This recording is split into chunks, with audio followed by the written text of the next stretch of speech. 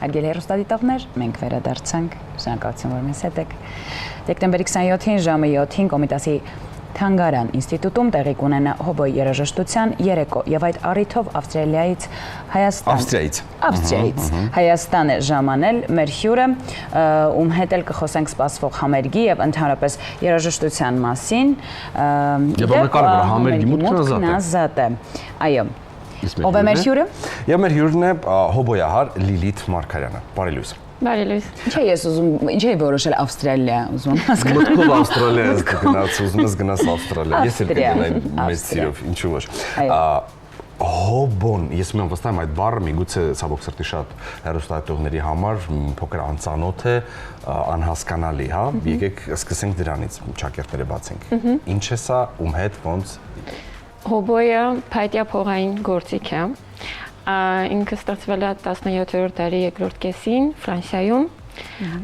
եւ իր էվոլյուցիան ապրած գործիք է դարերի ընթացքում։ Դա նշանակում է, որ ի սկզբանե ինքը չի ունեցել ինչ-որ մետաղական դետալներ, եղել է միայն փայտից եւ հետո ժամանակի ընթացքում ավելացել են շատ դետալներ ու մենք այսօր ունենք մոդեռն հոբոյի գործիքը։ Այո, ինքը Իսկ ինչ զգացողություն ունեք երկար դադարից հետո նվագել հայրենիքում։ Ես հայրենիքում նվագել եմ շատ հաճախ, բայց նվագախմբային համերգներում, որպես նվագախմբի մի մաս երաժիշտ, զգացողությունը շատ հուզիչ է, որտեղ սա ոչ միայն առաջին համերգն է երկար դադարից հետո հայրենիքում, այլ նաև իմ առաջին մենահամերգն է։ Եվ մեծ պատասխանատվություն եմ զգում, շատերը հրավիրված հանդիսատեսից առաջին անգամ են լսելու ինձ, մեծ պատասխանատվություն զգացում եմ։ Դեկտեմբերի 27-ին ինչ է սպասվում։ Դեկտեմբերի 27-ին նվագելու ենք 4 տարբեր ժամանակաշրջաններից, 4 տարբեր կոմպոզիտորների ստեղծագործություններ։ Սկսելու ենք բարոկ դարաշրջանի կոմպոզիտոր Ալեսանդրո Մարչելլոյի հոբոյի կոնցերտի երկրորդ մասից, Ադաջոյից, հետո նվագելու ենք արդեն 20-րդ դարի կոմպոզիտոր, գերմանացի կոմպոզիտոր Ռիխարդ Շտրաուսի հոբոյի կոնցերտը ամբողջությամբ, որը ի սկզբանե գրվել է նվագախմբի եւ հոբոյի համար, բայց մենք նվագելու ենք դաշնամուրի եւ հոբոյի համար կազմով, եւ դրանից հետո կնվագենք Մոցարտ, հոբոյի կվարտետ, այսինքն հոբոյի եւ լարային տրիո, իսկ վերջում արդեն 20-րդ դարի երկրորդ կեսի կոմպոզիտոր, արգենտինացի կոմպոզիտոր Աստոր Պիացոլայի երկու ստեղծագործություն։ Եթե դեմ չեք, ես կուզեի մի փոքր կրկին հետ գնանք, հետաքրքիր է որտեղից առաջացել սերը այս գործիքի հանդեպ կամ ովքեր են այդ մեղավորները։ Սերը երաժշտական դպրոցից, ես այստեղ ունեցել եմ հրաշալի ուսուցիչներ, ես սկսեցի 11 տարեկանից նվագել, ուղղակի եմ պատրվակով, որ ուզում էի ինչ-որ երաժշտական գործիք նվագել, ու ասեմ, որ սկզբից որոշել էի ֆլեյտայով զբաղվել, հետո երբ գնացի երաժշտական դպրոց, հենց առաջի օրը Դասայատ Նովայի անվան երաժշտական դպրոցներ, մայստրո Տիգրան Հեկեքյանը ինձ առաջարկեց, որ ես միգուցե լսեմ հոբոյի գործիքը, այնտեղ հիշում եմ աշակերտներից մեկը հենց դասի էր այդ օրը, ու ինձ համար նվագեց։ Շատ դուր եկավ ինձ գործիքը ու այդպես ես սկսեցի։ Պարոն Հեկեքյանին առանձնապես մեծ շնորհակալություն։ Այո։ Դուք բնակվում եք նաև եւ աշխատում եք նաև Ավստրիայում եւ Ավստրիա-Հայաստան կապը միշտ եք պահում անկախ ամեն ինչից, որովհետեւ ըստ իս դա հայրենիքից Հայաստանից դուք սնվում եք մեծ էներգիայով, ինչը ձեզ օգնում է ստեղծագործել, շարունակել նաև Ավստրիայում։ Այդ դժվար չէ այդ կապը պահել եւ չկոտրվել, որովհետեւ շատերի մոտ այդ սերը եւ հայրենիքի հանդեպ երբեմն շատ sense փոքին եւ սիրտը խառնող ու դու չես կարողանում հանգիստ աշխատել, ստեղծագործել։ Շատերը ասում են, ես երբ որ տանն եմ լինում Հայաստանում, հայրենիքում եմ լինում, ել ավելի հանգիստ եմ, ուրիշ ձև եմ ինձ զգում, ձեր մոտ այդպես է թե ոչ։ Ինձ մոտ այնպես էր, որ ես հիշում եմ առաջի մոտ 2-3 տարին բարդ էր ուղղակի Հայաստանից հեռու լինելը, առանց ընտանիքի,